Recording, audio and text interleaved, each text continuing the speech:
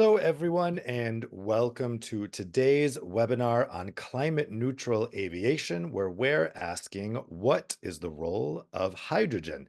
My name is Dave Keating. I'm a journalist based in Brussels. I'm going to be guiding us through today's conversation. Now, this is an exciting time here in Brussels because we're in the in-between terms phase. We had an EU election in June, and following that, national governments decided to reappoint Ursula von der Leyen for a second term as president of the European Commission. So the new MEPs elected in June have taken their seats in the European Parliament, but the new commissioners who have been nominated by national governments have not yet taken office because they need to be confirmed by MEPs after confirmation hearings next month. So that means the new legislative term is about to start in December, and people will be keenly watching the new Commission and Parliament to see what the first priorities are. Now, aviation fuels is one of the issues that was left somewhat open at the end of last term. So last year, the European Union adopted the Refuel EU Aviation Regulation, which will require EU airports and fuel suppliers to supply sustainable aviation fuel at least 2% in 2025, escalating in stages up to 70% by 2050. Now, this regulation also contains a dedicated sub-target for synthetic fuels derived from green hydrogen, and also that will come into force in 2030, starting at 1.2% and scaled up to 5% by 2035 and 35% by 2050. So that hydrogen part has left a lot of unanswered questions.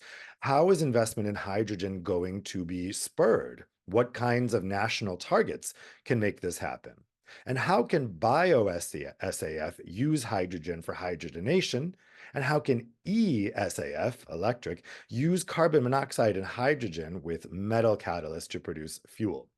So in today's panel, we're going to discuss the closure of the Sustainable Aviation Project by EPICO and the policy paper that's resulted from it.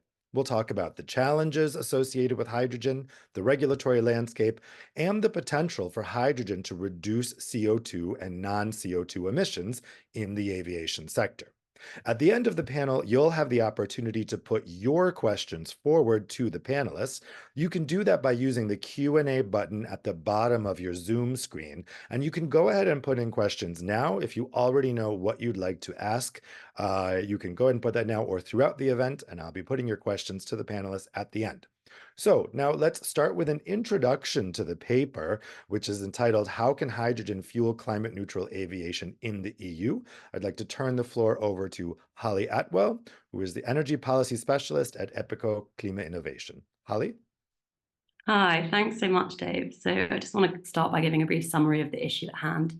So the aviation sector accounts for roughly 2.5% of global CO2 emissions and 5% of the EU's total greenhouse gas emissions. European aviation makes up over 20% of global air traffic and accommodates over 900 million passengers per year. And passenger demand is expected to double by 2050. So if the EU aims to reach climate neutrality by 2050, how do we expect to achieve this if demand is forecast to double by the same year? So due to its potential to mitigate both CO2 and non-CO2 emissions, hydrogen is and should be considered the way forward for climate neutral aviation. Aviation, of course, is not an easy sector to abate, nor is hydrogen an easy application to commercialize. So in our paper, How Can Hydrogen Fuel Climate Neutral Aviation in the EU? We identified 4 key challenges which need to be addressed to develop hydrogen en masse. Firstly, financing research and development. Scaling hydrogen demands substantial R&D, for which investment is imperative. To successfully deploy hydrogen-powered aircraft in Europe, a predicted €300 billion in investment will be needed. However, high capex requirements, long investment cycles, and regulatory uncertainties pose a significant challenge. Secondly, renewable hydrogen. Currently, domestic hydrogen in the EU will not be sufficient to meet demand. Production relies heavily on renewable energy, also taking into account demand from other sectors. Additionally, Europe needs to increase its electrolyzer capacity, and although it's striving to do this, the current pace of production will not produce the required quantities. Thirdly, infrastructure and supply chain logistics. Transporting, storing, and refueling capabilities are not at a stage which they can integrate hydrogen, and they will need to undergo infrastructure transformation to enable this.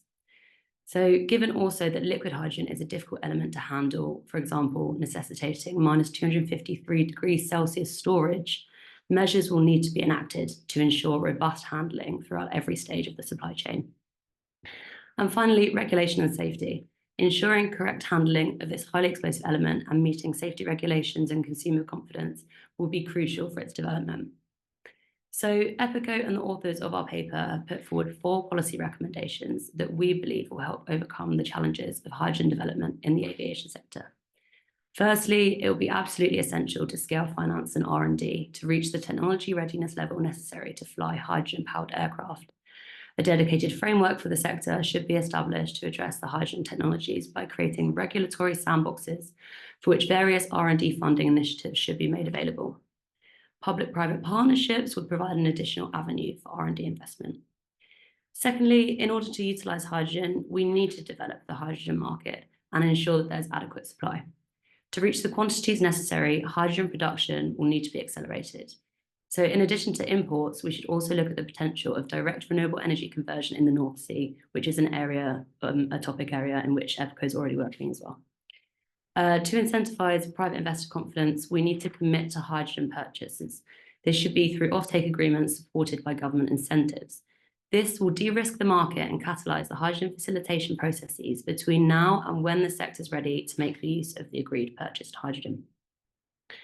Thirdly, we will need infrastructure capabilities throughout the hydrogen supply chain to ensure that there are safe and efficient electrolysis capabilities, as well as transportation, storage, and refuelling operations. We need to increase the efficiency of the electrolyzers in the EU, but also the amount of electrolyzers available. This development should be carried out through funds from the European Hydrogen Bank, not only as a staple for aviation, but also all other hard-to-abate sectors which are looking to hydrogen as a possible solution. The infrastructure capabilities at airports will be paramount to hydrogen handling. Airport operations will need to develop full-scale ecosystems to be sure that planes will have easy and rapid access. This should be done through airports acting as lead markets and potentially utilising private jet airports, which are easier to set up due to their size and location. And finally, to ensure that all of these efforts are upkept, we need to level the domestic and the international playing field. We need to collaborate with global partners and standardise compliance by expanding the ETS to include international flights as well as those within the EEA. Additionally, there's a need to combat greenwashing to ensure that real and substantial achievements are acknowledged and that a trustworthy market enhancing effective utilisation of hydrogen is ensued. So to summarise, this is of course an extremely and increasingly important issue which does need to be addressed as a matter of absolute urgency to fight the climate crisis. If you haven't already, I would strongly encourage you to read our paper, which you'll be able to find on our website. I believe my colleague Barbara is also going to put a link in the chat box. And please do get in touch with us if you'd like to continue the discussion. And I very much look forward to the reactions of our amazing panelists and to hear what they have to say about the matter. Thanks, Dave. Thanks a lot, Holly. Yeah, definitely a good point there that there seems to be a mismatch between the ambition and some of the facts on the ground, right? So what we're going to be talking about now in the panel is where we are. I'm going to get some reactions to the paper itself, and we'll talk about what the current lay of the land is, both economically and legislatively. So let me introduce to you now the panelists we have with us here today. We have Jane Amilhat, who is head of Low Emission Future Industries of the Low Emission Future Industries Unit at the European Commission's Research Department. We have Hildegard Bentele, who is a German center-right member of the European Parliament. And we have Nathalie Errard, who is Senior Vice President and Head of EU Affairs at Airbus. Thank you all so much for joining us. I'd like to kind of go down the line and get your reactions to the paper. First off, Jane, let's start with you. What are your reactions to the paper? You need to unmute yourself, Yeah, Jane. okay. No, I just want to correct because my unit changed the name and okay. I'm the Clean Transport Transition Unit, so I'm covering all transport modes for R&I, just to correct.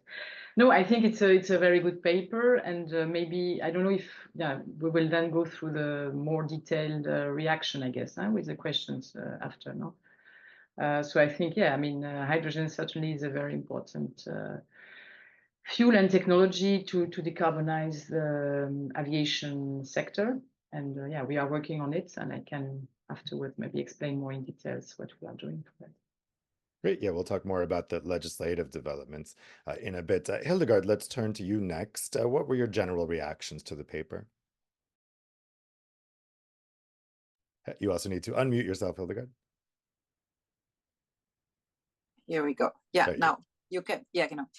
Yeah, thank you very much. I think you mentioned at the beginning a very important issue. We are at the beginning of a new commission, and I was glad in the last term to work on the opinion from the ITRE committee on Refuel EU. So I have some experience, and I remember very well how hard it was to uphold e-fuels and hydrogen at all in this legislation. And I was just checking on the designated commissioner on sustainable transport because the title, you know, sounds pretty good, but I didn't find a lot on sustainable aviation transport in his mission letter. So as you mentioned, we were successful to establish targets. I mean, they could have been higher from our industrial point of view, but our transport colleagues were pretty cautious because of the international competition, because of all this, you know, infrastructure, you know, which is mentioned, which is involved, because of the costs, because there are currently not enough producers, and so on. So we were glad to have this modest targets. But I have to tell you, I mean, on the first side, maybe I learn it better in the next weeks and days to come. If we do not fight, you know, ferociously for keeping up the modest level of emission which we had in the last term, and if we do not come up with, you know, commercial viable solutions, and this is why I'm looking very much forward to the discussion also with our, you know, representative from industry. Because we need now, you know, projects which are going to succeed. If not, I'm afraid that we might lose, you know, the perspective and the vision to clean also the aviation sector from fossil fuels. Because currently, as you know, I mean, also with regard to the investments from the public side, but also from the private side, we are not yet there. So we have to, you know, work on a much better investment climate than we have. But this would entail structural reforms like the capital market union and so on. So I mean, we have to see. There's talk about a competitiveness fund, but the aviation sector is one of the hardest to abate sectors. It is also not a big one, as it was mentioned. I mean, in terms of emissions, it is increasing. This we should have in mind. But I can see from the other sectors, automotive and so on, that there's a much higher pressure, I would say, and a much bigger public, attention to become climate neutral, also with hydrogen. But I'm working on hydrogen on a broader perspective, and there's also hope because there are other regions who produce green hydrogen in big amounts, and if we can participate and import more, this might be also solutions, because renewable hydrogen is competitive with regard to prices in other regions already where renewable energy is abundant. And maybe we should, think more in this direction. But for the time being, and given also the hearings, given the new commission, I think we have to be very careful not to lose what we have established in the last term, even if it was modest. It's an interesting point about the mission letter. I didn't notice that omission myself for aviation. That I'll look into that. Nathalie, let's turn to you next. What's your reaction to the paper from an industry perspective? Yes, good morning, everybody. Thank you for the invitation, and not only for the invitation, but for EPICO to have produced this report on the decarbonisation of aviation, which is indeed a hard-to-abate sector. We are at a time, and rightly so, where we are all very concerned about the potential decline of European industry, thanks to the excellent reports of Mr. Letta and Mr. Draghi, we know where we are in terms of European industry. And I want to highlight that it's very important to speak about the decarbonization of aviation. First, because aviation is very important for connectivity, prosperity, and exchanges across the world. Second, because there aren't that many sectors where Europe is a worldwide leader. And on commercial aeronautics, we actually are a worldwide leader and very much European. We create 350,000 jobs, highly skilled jobs across Europe. And investing in our sector creates a lot of spin-offs, and this is explained in the report as well. So that's why, as Airbus, we think that the decarbonization of aviation is a European public good, actually, that we should all strive to. And as you know, we are spearheading the effort in Europe, and we are the most ambitious on the hydrogen question. So I'm very happy to take part to this session. More precisely on the report, before getting into details, I think we can only upload some of recommendation, like increase the R&D funding. We very much agree that it's not only about innovation, but as well to build the right legislative framework to provide incentives for the development of hydrogen market, and of course to develop the necessary related infrastructure for the supply chain, because if you have a hydrogen aircraft but you cannot fly to the different airports, obviously it's useless. So there's really a lot to do, and we are very much in line with most of the recommendations. There's only one point of caution in the report, which is the last policy recommendation about the extension of ETS to extra Europe flights. Aviation is a global sector, which means that more than 75% of aviation emissions are emitted outside of the European region. And that's why for us, it's very important that when we deal with extraterritoriality topics, we're really taking part to the ICAO discussions. And we show to our international partners that we are discussing with them.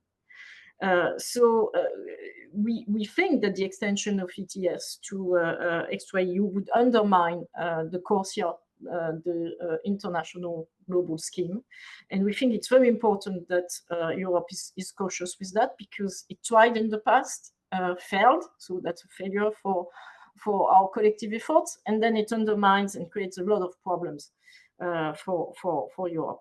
The same goes for the extension of the ETS to non-CO2 emission. We don't think we have a scientifically robust accounting scheme, nor the hydrogen technologies at the level of readiness, which would enable to begin pricing the emissions. So we need to seriously begin to account for them, of course, but before pricing them and avoiding them, we need more time to understand the issue. So in a nutshell, this is what we think about the report, but happy to go into further details later on. Thanks, Nathalie. Maybe we can come back to that aviation in ETS issue. Of course, the ETS was originally designed to include international aviation, but then after intense pressure from the US and China, the Commission backed off, and well, the EU as a whole backed off on that. So Jane, let's come back to you. So we've laid out here the needs, and the paper lays out kind of the current situation. And as I mentioned at the beginning, we have these targets that have come from the proposal. Will we have sufficient green energy production to supply the aviation sector with the hydrogen that might be needed to meet these targets? And how will we get there? What more is needed in the EU framework? So where are we right now, and what more could be done legislatively to help the sector meet these targets? Okay. So, thank you for the question. I mean, I think you have two things. You have to increase the production of green energy to produce green hydrogen, but you have also to increase energy efficiency. And I think Yeah, for the energy efficiency, I mean, we've been doing this in all our research and innovation programs. We have big programs, as you know, probably, yeah, we have this public-private partnership with the industry. We had Clean Sky 1 and 2, and now we are in Clean Aviation, where energy efficiency for the aviation is a key goal. Now we have this goal of minus 30%. So I think that's the first thing. Yeah? If you need less energy, you have to produce less, basically. That's very clear. Now to the second thing, increase the production of green energy. I mean, of course, renewable is the first thing we are looking at. We have now the new RED III, the new legislation with targets for renewables. So I think we are going quite in the good direction in the EU on that. One big issue with renewables is that we see a lot of curtailing. You know, renewables, it's not there compulsory when you need it, yeah? And sometimes you have a lot and you need to stop it, to curtail it. So I think this is something we should work on. I mean, maybe to improve the grid capacity, to have the electricity coming where it's needed. Well, in my sector, I'm responsible for the whole transport sector. For instance, we work a lot on electric vehicles, electric cars with batteries inside, and try to have some project where we try also to regulate the grid with the batteries from the cars who are connected to the grid. So I think this is something also that could help a little bit to have more and cheaper green energy available to produce the green hydrogen we need. Another important topic for me is nuclear, because of course, I mean, renewable is the first thing you have to do, but you should also think about nuclear. And you see, for instance, now it was in the news, Microsoft buying the full production of the 3 Mile Island for their computer. I think we go through an electricization of the system, and even hydrogen is a kind of, you need a lot of green electricity to produce hydrogen. So I think we have really to think how to set up our clean electricity system, and I think for me it's a competitiveness issue. Yeah, if you look at the Chinese and the US, they also all consider they increase a lot renewables, but consider nuclear in the mix. Yeah, and I think also all this, because it was mentioned in the beginning, Hildegard mentioned we need commercial viable solution, and I think we have a lot of green hydrogen project, and we have, as she mentioned, this hydrogen bank auction we have now regularly, and we have a new one coming up. It's good, but I think you need to target end use also. Yeah, you need to, to buy the hydrogen to buy it. I mean, it isn't good. But you really need to look at end use, look at the business case, and I think that's very, very important. And in my sector in transport, we really try to look, well, to develop end use, but it was mentioned in the beginning also to develop what we need for hydrogen at good price in the airport, for instance, how to transport it, where it makes sense, and that's also very important for me to develop end use business case. Voilà. Thanks, Jane. Maybe a last word, because also, just like Hildegard mentioned, the import of hydrogen, I think it can be a solution, but I think we should not fall in the, to go from one dependency to the other. It can be a solution, but up to a certain percentage. I don't think we can cover all our needs with import. I think also we should not outsource our issues, because I mean, we have an issue because we use a lot of energy here in Europe. And also, when you transport hydrogen, it's shipping, and I'm working with the shipping industry, which is super polluting and very difficult also to depollute. Voilà. Thank you. Sorry. No problem. So yeah, Hildegard, maybe I can get you to respond to that. How do we get the balance right here in ensuring that we have a hydrogen backbone in Europe that can deliver sufficient supply, and how much of the supply should come from imports? Well, I would not be picky, we should take the hydrogen we can get because we need to scale up. I mean, maybe the EPP's position on hydrogen as such, we would also, not go directly for green hydrogen and put too high criteria, because it's really, as it was said, it's an international competition. If you look around, it's the US, it's India, it's the others are already doing the job. And I just yesterday was presented a project in Brazil, which is producing hydrogen for less than 3 US dollars per ton. So, I mean, we have to look what is available. I would not go, for any kind of limitations. And with regard to the infrastructure, this is a little bit the same issue. I mean, we are in favor to repurpose, refit gas pipelines where they are. But of course, there will be new transport possibilities be needed. But the problem is who's going to pay for them. So we really have to. It's like the chicken and the egg problem. So I'm. We need to create more applications. We really need to, as Airbus is doing it, we need to have airplanes who are flying with hydrogen powered. So if we start from these projects, from these lighthouse projects, then we can, I think, draw conclusions for the broader usage.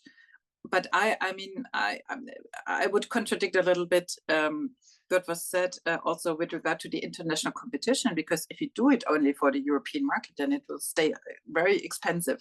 And so I think we should not give up on the efforts to find international solutions, because only with a global ETS market, only it's all global. We are all talking globally. So I also hope with the new commission, with maybe Commissioner Hoekstra, who's the climate commissioner with the international dimension, we should not give up because we failed in the past, because I think it will only fit if we do it globally. Because I saw a lot of resistance.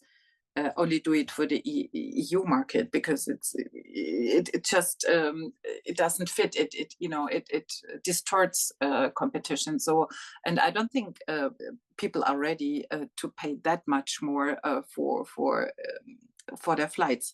But there is, of course, a chance. I mean, if you look after the COVID crisis, everybody thought, flights would, go back. That's not the case. And the perspective is even that we increase flights a lot. So there is some leverage. But we need to come up very clearly, what would be the prime for this, sustainable fuels? What would it mean very concretely if we count in the infrastructure costs, the production costs, and so on? I think we need to really come up with in the clear indications, and then we could decide, is it worth it?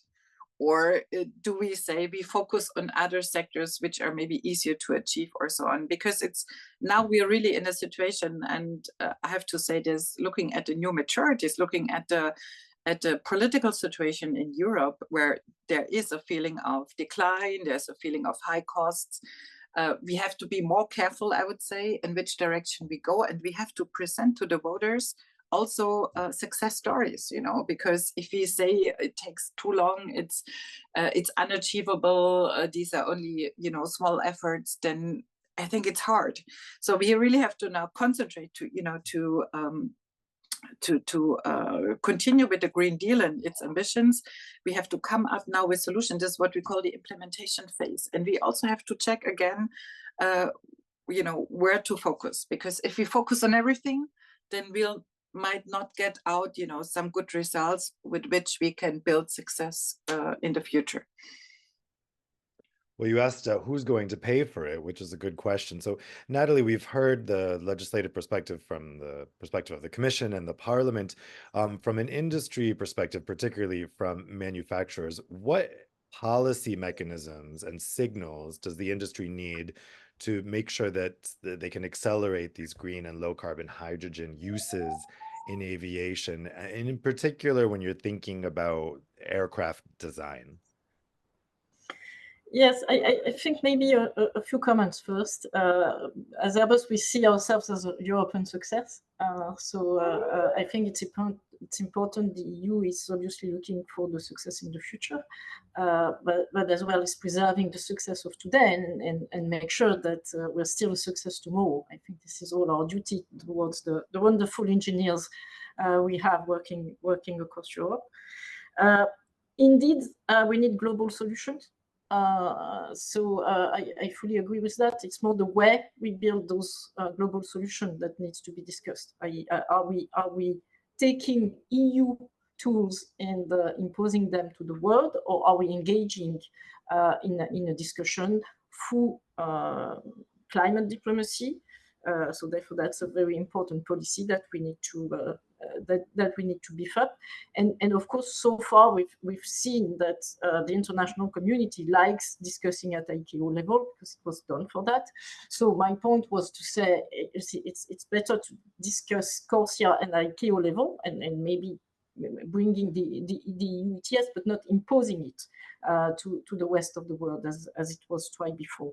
So that I wanted to clarify that point, because I think climate diplomacies and the way we project ourselves on the international level is critical, because as was said, we need a commercial viable aircraft, which means that absolutely we can not only sell the aircraft in Europe, it needs to be sold worldwide. So at some point, there needs to be an alignment, and as Airbus, we're spearheading the effort, but we cannot remain by ourselves. I think that what we're providing to the EU is the fact that Europe, thanks to us, has 50% of the worldwide fleet. So in a sense, if you have some solutions, European solution with us, with industry, then you can project those solutions. And I think working together at the international level as well to convince the others that we have a way forward, that it is doable, would be really, really meaningful. So that's the first policy, if you want, or I would say way of working. But in terms of other things, of course, we need to accelerate the R&D efforts, public and private. Well, we are already funding a few billions euro a year and of research and development at Airbus, and 90% of it is focused on reducing consumption, therefore reducing the CO2 emission. But it's not enough. So at national level and in the future MFF, we need a dedicated aviation effort, and we need to continue to support and increase the support to CESAR-GU on air traffic management and to KlimaInnovation, because there is no silver bullet, and it's not going to be the decarbonization of aviation is not going to be only about hydrogen, right? Why? Because we need a transition. I mean, we said it. We need a commercial viable transition. We need to find who is going to pay for it, and at the end of the day, we cannot overnight say this is going to be hydrogen aircraft. It will take a long time on the hydrogen side. So we need to manage this transition. We can already do a lot, because when you renew the fleet, the new aircraft consume 25% less than the old ones. So already that's a significant improvement. And of course, in terms of sustainable aviation fuel, by the way, hydrogen, as we said, with e-fuel, are part of the sustainable aviation fuel, are a huge contributor in the short term. Why? Because our aircraft can accommodate 50% of incorporation of SAF, with 50% SAF, 50% kerosene. And before 2030, we will be able to deliver 100% SAF incorporation on our new aircraft. So SAF in the short term enables this transition, because it enables aviation to continue its business and to produce the necessary private funding that you will need, because it's not going to be only about public money, right? When we are looking at the investments and the hundreds of billions of euros that will be needed till 2050, of course, we need incentives and public money. We need support to research. We need support to infrastructure, standards, logistics, hub. It's not going to be a small effort to deal with all those changes, which means that you need to find it both from the public and the private side, which means the private side needs to keep going. So you need to incentivize the private side to keep going on a more sustainable way, which is not going to be from 0 to 100% overnight. So you need policies which are incentivizing the progress we can make from aircraft manufacturer, from airlines, from airports, so that the sector is financially viable and financially able to invest private money to projects which ultimately will go to a fully decarbonized aviation. Well, on the same question of who's going to pay for it, Jane, let me ask you about, we know there's a cost gap between kerosene and hydrogen that's probably going to present a financing issue to suppliers. So where will this money come from? And will the green premium have to be passed on to the consumer, or are there other financing options? Okay, as you mentioned, we do a lot to try to reduce the cost of SAF. So we adopted this Refuel EU Aviation giving market certainty. So you have a mandate, so people can produce SAF and know they will have some customers for it. So we try to scale up the SAF production. And then reduce the cost. We have this Renewables and Low Carbon Fuel Alliance, where we really try to work with the SAF producer to help them. We work also with the EIB on scaling up this production. It seems to be not so easy, because well, these are new technologies, and especially e-fuels, where we will have a mandate from 2030, where you need both green hydrogen and captured CO2. So I think this we do a lot. We have the ETS, which also gives an incentive. We have well, of course, if you burn kerosene, you have to submit the allowances for the CO2, and you have also 20 million free SAF allowances. So we really have this support. So it makes approximately 2 billion euro money, if you count 90 euro per ton. But of course, this is to reduce the price of SAF or hydrogen, if you want, because you need hydrogen for e-fuel, and and hydrogen is also in the Refuel EU eligible as for the quotas. So I think this is what we do. But of course, you have the other side. I mean, you have the side that kerosene is very, very cheap. It's not taxed right now. So we have this energy taxation directive where they try to increase a little bit. But of course, I mean, you know, I think if you look only at subsidies, I mean, everybody pays, and it's not fair in one way, because it's not the one we are flying. And I think at one point, the one we are flying should also pay more. It's normal, because, you know, you pollute more, and it's. I think that's the thing. I mean, people don't see it like this, but if it's only subsidies, everybody is paying. Basically. So voilà. So I think we need both ways. I think. Thank you. Yeah, that tax issue is obviously tricky in an EU context because tax is a national competence, so it's tough to thread that needle there. We've had tons of questions come in from the audience, so I want to go directly to those. So the first question is to Nathalie, and it's from Karsten Kapian. The question is, according to the report, ESAF has a premium of 1.5 euros per liter, translating to 600 euros per ton. If the industry is strongly opposed to expanding the ETS to aviation, to global aviation, currently at 65 euros a ton, what are the prospects of using a 10 times more expensive solution? So without expanding ETS, how do you get those costs down? I think we need to make the difference between ETS inside the EU and ETS outside the EU. So indeed, we applaud the fact that there are free SAF allowances for EU ETS, which enable to reduce the price gap that you mentioned. And actually, we are even proposing to extend the EU ETS SAF allowances mechanism beyond 2030, and maybe as well increase the volume of it, because we have to compensate for this overcost. By the way, this is what the Inflation Reduction Act is doing in the US. They compensate 100% of the cost difference between the SAF and kerosene. Of course, it's very costly for the taxpayers, but nevertheless, it's the way to bring the investment, and that's very important. I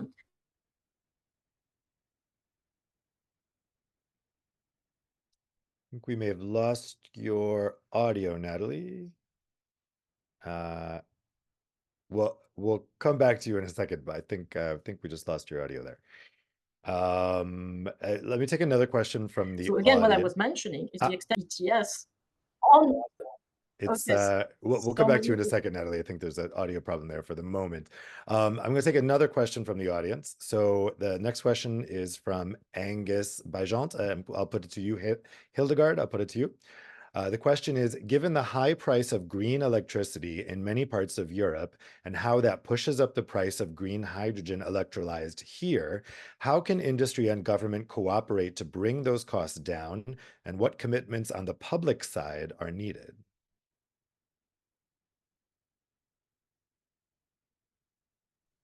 Okay. Yeah, I mean, if we concentrate on renewable energy from Europe, I think it was also mentioned before, it's about the grids. I mean, the grids are not yet there. They're not yet connected enough. They are not powerful enough to provide renewable electricity all over Europe. So I think this should be the main focus, to empower our grids, because currently, I mean, I know that at least for Germany, we dispatch renewable energy, so which is crazy. So either we store, either we increase the capacities of our grids.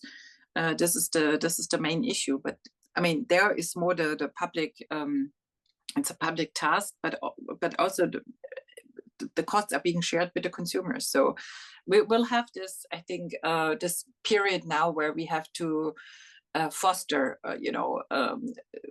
what we have. And I think that's the only way we can bring costs down, because renewable energy is competitive. So if you look at the prices, if you look to the Scandinavian regions, they produce renewable energy, sun, wind, solar, at compatible prices, but it's not transported all over. So not the whole EU profits from that, and this I think we should change, and we should focus on.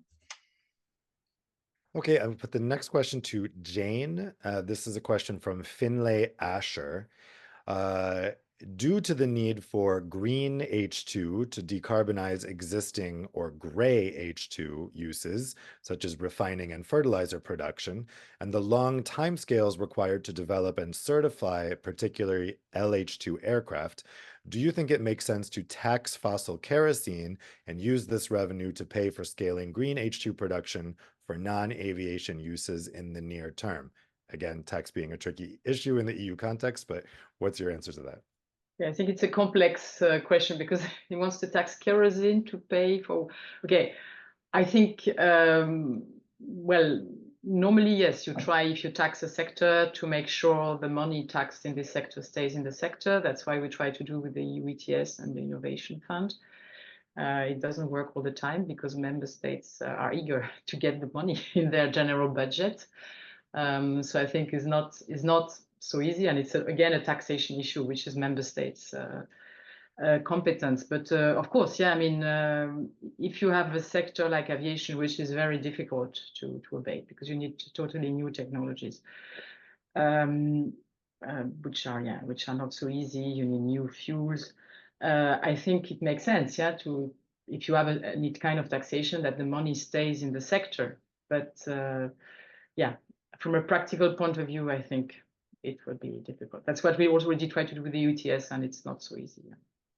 Okay, I have two questions here for Nathalie. Hopefully the audio is fixed and you could continue the point you were making before. So the two questions are, Airbus's ambition is to bring to market the world's first hydrogen-powered commercial aircraft by 2035. How will the market accommodate this aircraft?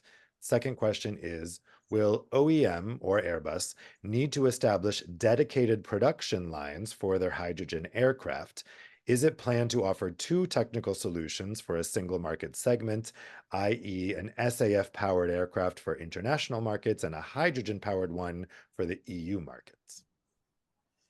Okay, so first on the EU ETS, I hope you heard me saying we are for free allowances for SAF on EU ETS. What we're careful about is the extension to the extra EU, because that needs to be done through climate diplomacy.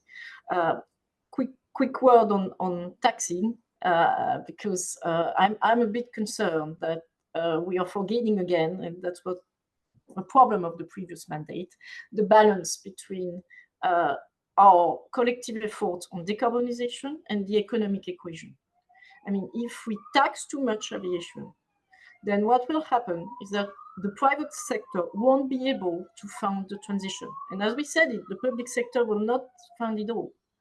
On top of that, we're creating an uncompetitiveness, a competitiveness topic, i.e. an unlevel playing field, because Europe tends to tax more than the rest of the world. And third, as we heard it from Jane, when the EU is taxing, or the states, the same, they're not able to systematically give these taxes back to the sector for innovation. So let's not think that taxation is the ultimate solution. It is not. On our aircraft, I think that on the market size, that will be very gradual. I mean, you cannot think that we're going to replace all flying aircraft in 2035 overnight by hydrogen aircraft. So what we're aiming to do is have a first aircraft flying in 2045 hydrogen powered, but that will be a very slow replacement of old aircraft by hydrogen aircraft. So, and the bulk of our sales in the 2030s, of course, will be still what you would call non-hydrogen aircraft. So we will need to have indeed a new production manufacturing site, because hydrogen is great. And here I don't speak about e-fuel, I'm talking about the hydrogen aircraft. It's great because it has a high level of energy density, i.e. the weight is a big plus for hydrogen, even better than kerosene, but it takes more volume. So and of course you need to change not only the propulsion system but as well the configuration system. And on the propulsion system, we're still looking at two options: either the direct combustion of hydrogen or the fuel cells. So that needs to be decided. And then, of course, a prerequisite to have an hydrogen aircraft, as I said at the beginning, is that you need the airports to be ready, and you need to have the hydrogen to be at the airport. So all the logistics, storage, standards need to be discussed. So it's not only about the aircraft per se, it's the whole ecosystems that need to progress at the same time. Okay, the next audience question is from Marcus Schleuning. I'll put it to Hildegard because it's a policy priority question. The question is, shouldn't we rather look into setting up more batteries than grids to run the electrolyzers continuously if we're facing exponentially declining prices? Many where hydrogen was formally permitted as solutions, such as with cars, trucks, and trains, are now all fully powered by batteries. How do you consider the chances of modern batteries for planes?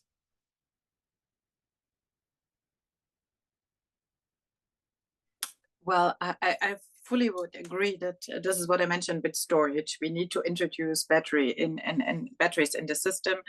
And there are good opportunities to bring back, to recycle batteries, to stack them together. And so, I mean, there are solutions for this. We should go for all options because we need to advance. About batteries in aviation, I would like to pass on the question to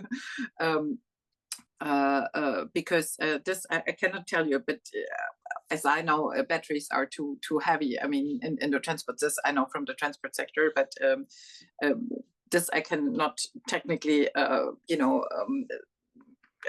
cannot have an opinion about it. But I fully agree. We need batteries in this. We need to store.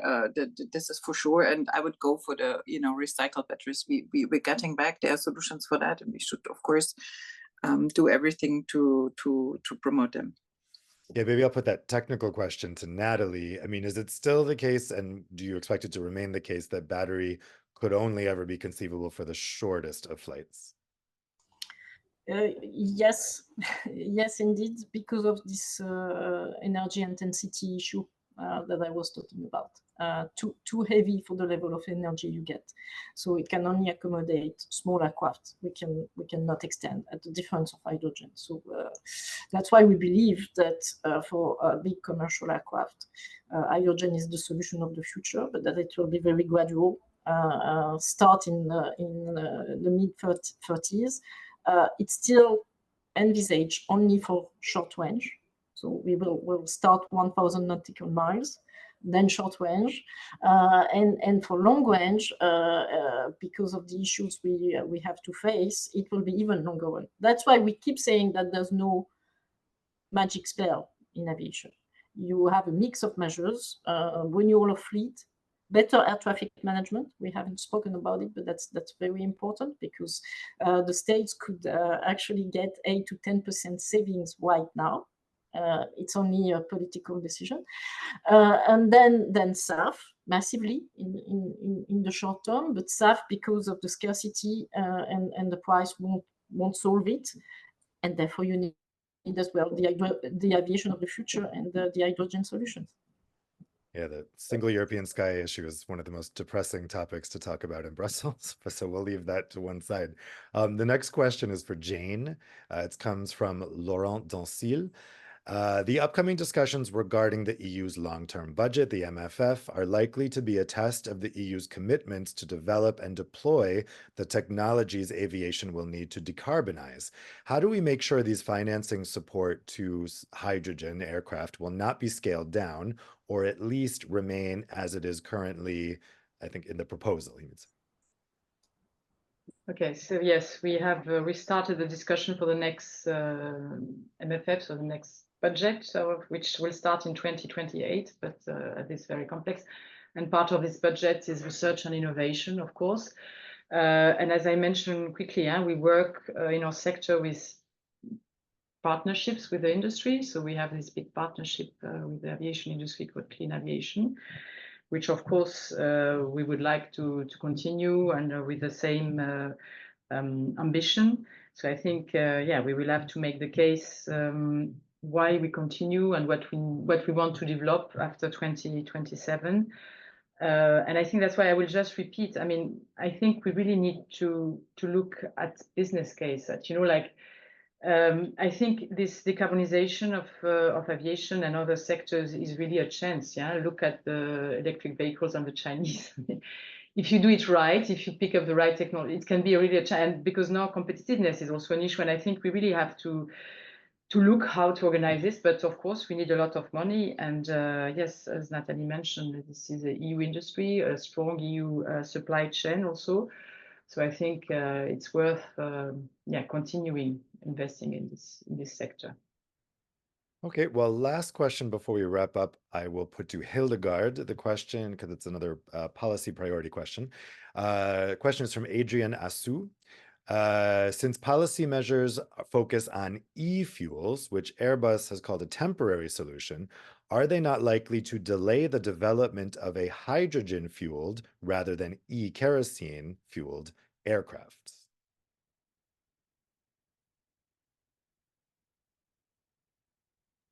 Yeah, it's a good question. I mean, at that moment when we were negotiating Refuel EU, hydrogen was the most distant, I would say. I mean, maybe the developments have been sped up in the last 2 years, but it's true, it's a gradual approach. But I agree also, and this is not about just consolidation and implementation now. If we feel that we were making wrong decisions, I think, on several issues, also on the Fit for 55 package, we should now adapt them. And I'm open to this, to this question. I mean, if we should, and there's some truth in it. That's what I also meant with focusing. If we cannot maybe afford to look into all questions, and if you see we are losing time, we are losing money to go into this direction, then we should focus fully on the other. And I also want to, go back to the question of R&D financing. I mean, this is huge, and the Parliament was always defending the R&D budget, because it was always the field where member states would cut first if they had no other ideas. And it's really the Parliament which is very strongly behind this. And I fully agree also, it's about competitiveness. And if we do it right, and if we have, companies like Airbus who are at the forefront, we should really go into this direction and try the best we can. And if it's hydrogen, and I would like to discuss this with industry, SAF is needed, but should we go directly for hydrogen and keep out, the e-kerosene, then I would be open to this to do some adjustments. Well, we'll wrap it up there. Thank you to all the panelists for some really interesting insights. I think it really underscores the point that this is going to be a really fascinating area to watch over the coming term, because there's clearly a lot of kind of loose ends here that will be looked at over the coming months. So super interesting stuff. Thank you to all. I'd now like to turn over the floor for reflections and next steps to Bernd Weber, who is the CEO and founder of EPICO KlimaInnovation. Bernd? Thank you very much, Dave, and thank you very much for this very insightful debate on hydrogen and aviation. And I think we have learned that this debate is very much needed, that there are many obstacles, but also the time is really at the essence. To pick up one of the quotes from the discussion before, I think we are not in a declaration phase anymore. We need to move to the implementation phase now. And for this, we need to accelerate innovation if we want to achieve climate neutral aviation anywhere near to 2050. So I will not try to sum up this very rich debate, but I would like to share with you 3 key takeaways from it. So my first one would be that from an industrial perspective, Europe does have the power to become a world leader in sustainable aviation. This has already been highlighted by Draghi in his report. I think here key member states, such as Germany, for example, with their industrial basis, with their ecosystem, with their knowledge, need to play a key role in this endeavor. Secondly, research and development is really key. We need to leverage our potential with regard to the different technologies, which have different technology readiness levels when it comes to the use of hydrogen in the aviation sector. And my second takeaway would be that there is no silver bullet, nor is there really room for a 0 to 100 approach. We are in a transitional phase and we have to manage it, especially if you consider that the development cycle for an aircraft is 15 to 20 years. And in this transitional phase, that will be important to cope with the challenges ahead. We need to leverage a lot of private investment. We have heard almost astronomical numbers. And for that, we will need to use public support as well. And more importantly, even, we need to come up with an action plan, which is geared towards, eventually providing us with a decarbonization business case in the sector of aviation. We've heard that ETS allowances for SAF will be important in this transitional period. And we've heard also at the very beginning that we need to look more into demand side measures and instruments, which we have not done so far to a sufficient extent, I believe. My last takeaway would be that, of course, as Europeans, we need to do our homework. We talked about renewable and hydrogen production. We talked about the necessary infrastructure, the grids for, I would say, electrons and molecules. But we also need international solutions, including climate policy, including lead markets for hydrogen. And what is very important and very clear is that we are in need of hydrogen and it will be scarce in the ramp up phase.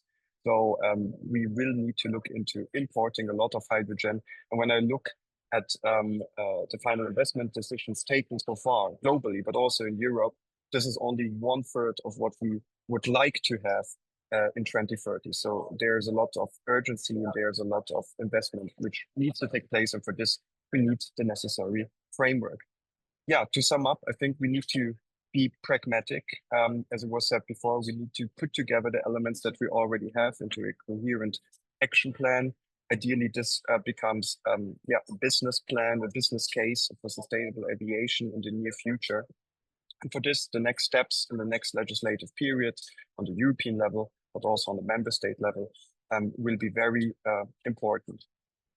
We as EPICO, we will try to provide input to policymakers, but also in general, to the public debate on this, as we have done so with our policy report, which is actually the result of a workshop series that was conducted in Berlin and Brussels with more than 15 actors from politics, from the business side, from academia, and also from NGOs. We will be hosting similar events and formats, and of course we will be very much looking forward to welcoming you at that occasion. For today, I would like to thank everybody, especially, of course, our very knowledgeable speakers who have shared their expertise with us and also their feedback on our report. I think it's encouraging. And also you have spotted a few gaps where we can develop our ideas further. Secondly, I would like to thank all our participants, which are numerous, for engaging and discussing with us at this occasion. And of course, I would like to thank our dynamic moderator, Dave, to whom I pass on the floor. Thank you very much. Thanks, Bernd. Yes, I would also like to thank the audience for some really excellent questions. I wish I could have gotten to all of them. Clearly a very well-informed and curious audience out there. So thank you for spending your morning with us. I think Bernd raises a good point, and it's a good concluding thought, which is that as the Draghi report noted, Europe has a really leading edge on aviation, and Europe is in a very good position, actually, to be leading on this issue of SAF. So again, very exciting area to watch over the coming term. Thanks again for spending your morning with us, and I wish you all an excellent afternoon. Take care.